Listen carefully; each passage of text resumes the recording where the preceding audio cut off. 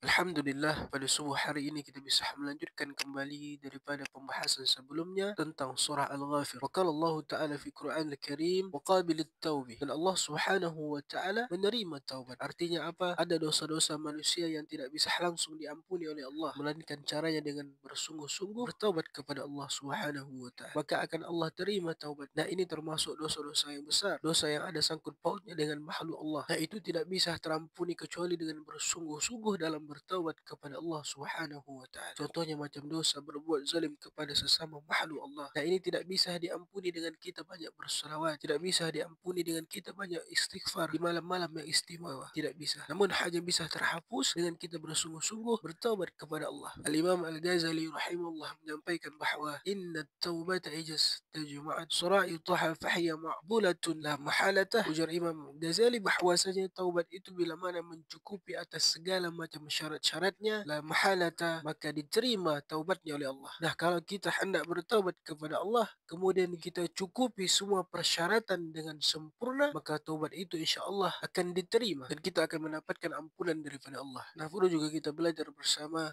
apa itu syarat-syarat daripada taubat. Yang pertama adalah an-nadam, menyesal atas segala macam perkara dosa dan maksiat yang sudah kita lakukan, baik itu kepada Allah maupun kepada sesama makhluk Allah. Nah, menyesal seperti apa yang dimaksudkan di sini sehingga masuk ke dalam syarat taubat yang sebenarnya? Maka Al-Imam Ghazali mencontohkan penyesalan yang bisa dimasukkan kepada syarat taubat itu adalah contohnya kita minum teh atau susu atau madu. Selesai minum, orang yang membuatkan teh itu tadi berkata, "Assalamualaikum tuan, tahukah engkau teh yang kau minum tadi ada kuletakkan racun di situ. Nah, engkau sekejap lagi akan mati." Nah, seperti apa hati kita? Sungguh ketika mendengarkan itu hati kita akan menyesal. Pikiran kita akan tidak karuan karena sudah meminum teh, susu atau madu yang ada racunnya. Gelisah sungguh hati kita ini, pasti akan menyesal. Dan kita akan bersungguh-sungguh berusaha hendak menghilangkan racunnya. Kalau tidak kita ini bisa mati. Nah, bila mana kita menyesal sudah melakukan dosa dan maksiat ketika dahulu, sebagaimana kita menyesal seperti macam meminum teh yang di dalamnya ada racun itu, maka demikian itulah penyesalan yang besar dalam bertaubat kepada Allah Subhanahu wa Ta'ala. Bila belum seperti itu penyesalan kita, maka belum termasuk kita ini benar-benar dalam bertaubat kepada Allah. Maka hal ini sangat penting, jangan kita anggap remeh. Karena sama halnya juga seperti dosa. Bila kita tahu bahwa dosa itu membahayakan ruh kita, kita tahu bahwa dosa itu akan membahayakan kita nanti di alam kubur, membahayakan kita nanti di akhirat, maka seperti apa rasa kekhawatiran itu, bagaimana rasa takutnya kita, maka segala macam cara akan kita lakukan. Dengan demikian itu kita benar-benar bertaubat kepada Allah Subhanahu wa Ta'ala. Jadi kalau kita hendak benar-benar bertaubat, maka seperti demikianlah. Kalau tidak, masih diragukan lagi taubatnya. Kemudian yang kedua, al-ikhlas, berhenti daripada melakukan segala macam perkara dosa dan maksiat. Al-azmu ala an la yakhud, bercita-cita tidak akan mengulangi segala macam kesalahan, dosa dan maksiat yang pernah kita kerjakan dahulu. Berhati-hati dalam setiap langkah dan perbuatan, jangan sampai kita melakukan perkara yang buruk. Nah, itu semua syarat taubat yang berhubungan kepada Allah Subhanahu wa Ta'ala. Manakala kalau ada hubungannya kepada sesama makhluk Allah, maka kita ruddul hukuk ila ahliha, mengembalikan hak kepada pemiliknya. Macam kalau ada barang, kita pulangkan kepada orang yang punya. Kalau ada sangkut pautnya, maka kita minta maaf, minta ampun, minta halal dunia akhirat. Nah, kalau sudah kita lakukan semacam ini, semuaan persyaratan taubat kita lakukan dengan sempurna, maka insya Allah taubat kita akan diterima oleh Allah Subhanahu wa Ta'ala. Wa qala Allah Ta'ala fi Quran Al-Karim, syadidil iqab, sungguh Allah itu bersangatan keras siksaannya. Sebagaimana banyaknya nikmat Allah itu tidak bisa kita hitung, maka seperti itulah juga dahsyatnya siksa Allah yang tidak akan bisa kita bayangkan.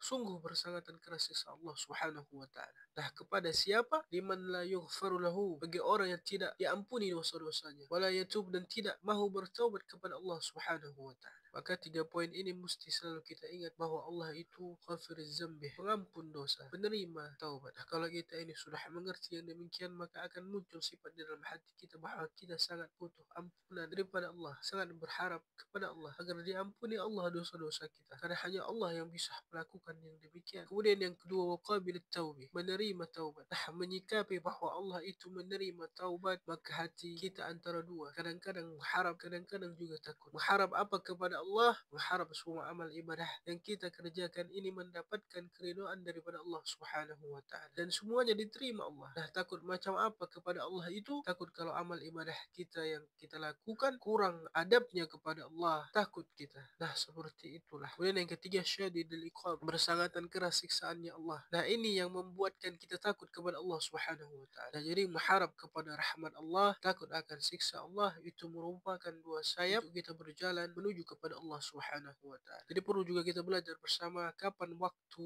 yang terbaik untuk kita berharap kepada Allah dan kapan juga waktu yang terbaik untuk kita takut kepada Allah. Bila salah tempatnya maka akan membahayakan kepada diri kita. Contoh kita waktu hendak membaca Al-Quran, di waktu kita hendak sembahyang, di waktu kita hendak berzikir bersalawat, maka di dalam hati yang timbul pada saat itu adalah mengharapkan rahmat daripada Allah. Makin banyak kita bersalawat, makin banyak pula berharap kita kepada Allah. Makin banyak aku berzikir, makin banyak pula aku berharap kepada Allah. Nah, begitulah ketika hendak beribadah, yang kita utamakan adalah rahmat Allah, mengharap keridhaan daripada Allah Subhanahu wa taala. Kemudian kita terkadang melakukan salah, tersilap melakukan dosa, lalai dalam ibadah kepada Allah, dan kita berhadapan dengan perkara yang dilarang oleh Allah Subhanahu wa taala, maka pada saat itu hadirkan di dalam hati kita takut kepada Allah Subhanahu wa taala, bahwa Allah itu punya siksa yang sangat kuat, yang sangat dahsyat. Macam kita dihadapkan dalam satu dosa, bila aku kerjakan ini, bila aku buat ini, Allah pasti akan marah kepada aku. Bila aku mati pada saat aku melakukan dosa ini, maka aku akan dimintai pertanggungjawaban nanti di akhirat. Maka otomatis kita akan takut dan mundur hendak melakukan atau mengerjakan dosa tersebut. Wa qala Allah Ta'ala fi Qur'anil Karim, a'udzu billahi minasyaitonir rajim, alladzina yahmiluna al-'arsy wa man hawlahu wa yusabbihuna bihamdi rabbihim wa yu'minuna bihi wa yastaghfiruna lilladzina amanu rabbana wasi'na kulla syai'in rahmatan wa 'ilman faghfir lilladzina tabu wattaba'u sabilak wa qihim 'adzabal jahim. Allah menerangkan kepada kita semua bahawa malaikat-malaikat yang menanggung arsy. Nah, arsy ini adalah makhluk Allah Subhanahu wa taala yang paling besar.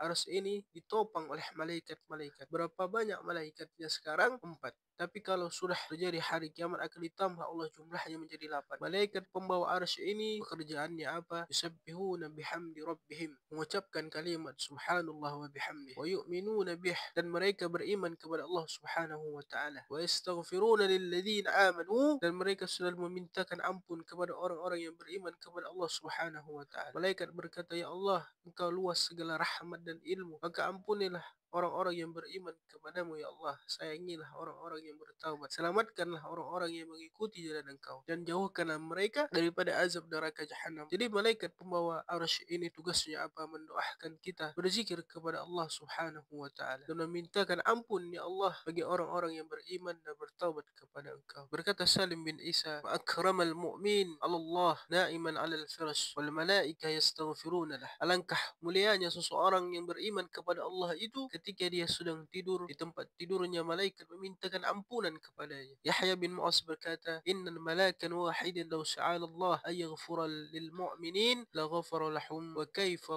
hammalatul arsh. Andai kata satu orang malaikat saja berdoa kepada Allah Subhanahu wa taala agar orang beriman itu diampunkan oleh Allah, maka akan langsung diampuni oleh Allah Subhanahu wa taala. Berkata Said bin Jubair, yadkhulul rajul ala jannah, seseorang laki-laki yang punya amal banyak kepada Allah masuk ke dalam surga. Begitu sampai di dalam surga, laki-laki itu berkata kepada Allah, ya Rabbi, aina abi wa jaddi wa ummi wa aina waladi wa walada waladi wa aina zawjati wa zurriyyati. Ya Allah, mana ini ayahku, mana abahku, mana babahku, mana mamaku, mana cucuku, mana istriku, mana abang dan adikku, mana keluargaku ya Allah. Tidak ada seorang pun yang ku kenal di sini. Fayuqal, dikatakan bahwa innahum lam ya'malu amalik. Mereka beribadah tidak seperti engkau. Engkau ini tinggi derajatnya. Mereka tidak sampai ke sini. Maka ia menyampaikan kepada Allah, ya Rabbi kuntu a'malu liwalahu. Ya Allah, aku ini beriman, beribadah dan beramal kepadamu ya Allah, untuk diriku dan juga untuk keluarga. Fayuqal, maka dikatakan bahwa adkhiluhum